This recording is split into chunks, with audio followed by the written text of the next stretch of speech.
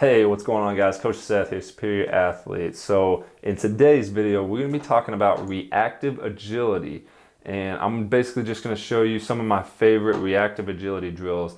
It's going to require some equipment, but some things you can kind of do without anything. And I'll tell you a couple things that you can do to not have to use anything. And I like to say it's good to have certain tools, but don't think of it as it's completely necessary. A lot of people are like, okay, you have to have this if you want to get better, or if you want to get better reactive skills. Don't think of it that way, but think of it as tools, as what they are. They are tools to help you get to where you're going. So if you're new to the channel, my name is Seth Thomas. I'm a strength and conditioning coach, and I help you guys become better athletes for basketball. So if you're interested in more videos just like this one, make sure to subscribe, click the bell to get notified for each one of my videos. As always, all my links and notes is going to be in the description box below. Also, make sure to like, comment, and share this video out there to help this channel continue to grow. And if it's in your heart to support the channel, make sure to check out my Teespring store. That is also linked up in the description. All right, guys.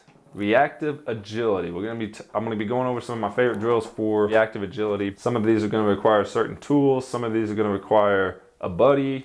But some of these you're going to be able to do by yourself without anything. So reactive agility is all about connecting the mind to the body and having them work coherently together in these certain movements. Basketball is such a fast-paced sport. Our reactiveness and our agility, and in combination, is going to be a huge thing with what we're doing here for basketball. Being able to see things before everyone else, or being able to just react faster. Obviously, it's going to put you a step ahead of everyone. So you could be the fastest person on the court or the quickest person on the court, but have very slow reaction time. You're not going to be the quickest because you're going to be a step behind. So we need this reactiveness and reactive agility. All right, enough of me talking. Let's go ahead and jump into these drills. So this first one's going to seem a little weird, but it is one that I've seen, and I can kind of see the benefits from it. So yeah, this is actually going to require a balloon. Yes, a balloon. So what you're going to do is just blow the balloon up any size you want. But the thing about the balloon is the more air that is in it, the more it's going to float slowly. The less air it has in it, it's going to be more like a ball. So it's going to move a lot quicker. So just think of that. That's the progression. You know, if you're just starting out, you can have more air in it. Start to get better. You can have lower air in it.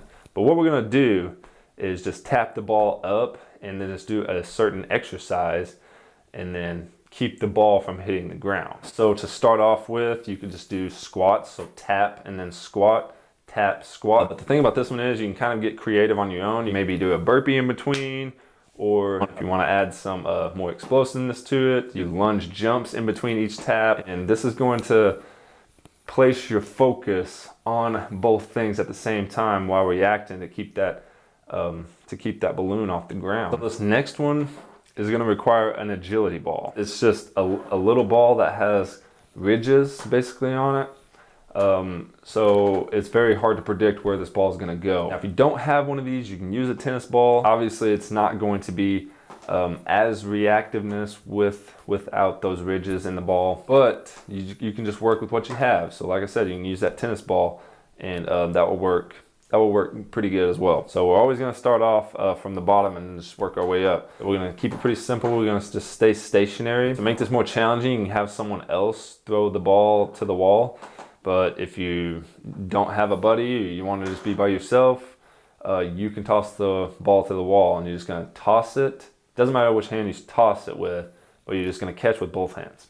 Catch with both hands on this first one. And to progress this drill, you're just going to catch with one hand, so you can pick left or right. And I like to make sure to stay on the balls of your feet on this. I know we're not moving really on this one, but it's good to get in the habit of staying on the balls of your feet. Now, when I say that, a lot of kids like to just get straight up on your toes.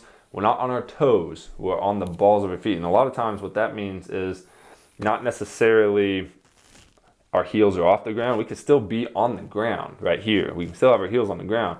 It's all about just shifting our weight towards the front of our foot. Okay, so we have it right here. That's going to make us a lot quicker. Just think about defense in that sense. So if you do have a buddy, you can have them throw the ball to the wall, and you can make it more challenging whenever you just stand behind the person. That way they can't see where the ball is going to be hitting. That's another good way to progress this movement. So this next one is going to require a ladder, but you can actually do this without a ladder. And how you're going to do that is you can take some tape if you'd like.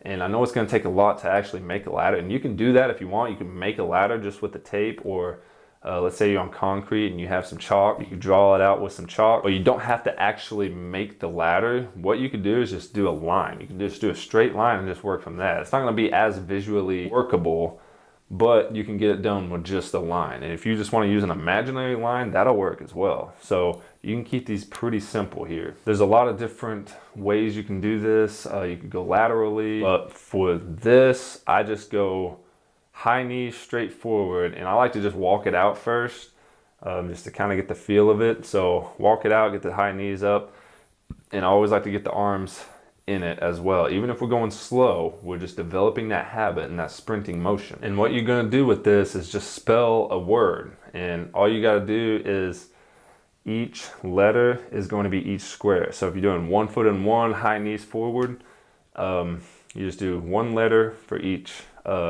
square each time your 1 foot hits one. It's really just about spelling a word, maybe typically not a word that you're used to spelling. You can also do this with the upper body as well, so like a lateral shuffle just in that high plank position. And keep in mind, I like to do all of these patterns first, like do 2 or 3 rounds of these patterns and then start to add in the spelling, just a way to get better at the movement, just so you're not going completely slow while you're spelling this movement, because it can be kind of challenging if you don't actually know the pattern. So this next one is going to require hurdles. You can use if you don't have hurdles, you can use cones. If you don't have cones, you can kind of just use your imagination if you'd like. For this particular one, it's also going to require a buddy. So what you're going to do is just add numbers. So you can do it a couple different ways. You can have somebody call out numbers for you right before you hit that last part of the number. Like say you do 5, you're going to count out the numbers all the way. But you can do this on a ladder, by the way, too. But you're going to count out the numbers all the way, and then like right before you get to that last number, they call out another number, and that's when you change directions, and then you just keep going back and forth. You could do it that way, or if you're just by yourself, you could do like 3 or 4 numbers at once, and just don't even think about it. Don't let yourself think about it at all, and then just go right into it. Apply all of those numbers all at once. It's a great way to get your mind thinking while your body is in the situation, just like what we do in a game. All right, and the last one is going to require cones. We're going to set these up in an I formation. So 3 on top, 3 on bottom, and 3 in the middle. And this one you can be pretty creative with as well. You can kind of play around with it. You can do letters on your own if you'd like. It's going to be more effective if you just have someone call out a letter and then you just go through the motion there. I like to start just in the middle of the bottom, and then say they call out C, and then you go straight up to the right, the top right corner, and then just perform that C motion. And you can do these a couple different ways. I like to start out with just facing forward on this one, so you could do it that way. So you run straight up and then just do a lateral shuffle to the left, back pedal, and then a lateral shuffle to the right. Do it that way, but there's also, you can turn the corner each time. A lot of different letters you can make with the cones as well. So those are some of my unique reactive agility drills that I like to do for me and for my clients. So I hope these drills were helpful for you guys. Let me know in the comments below if you have any questions. As always, make sure to subscribe, click the bell to get notified for each one of my videos, and I'll see you guys next time.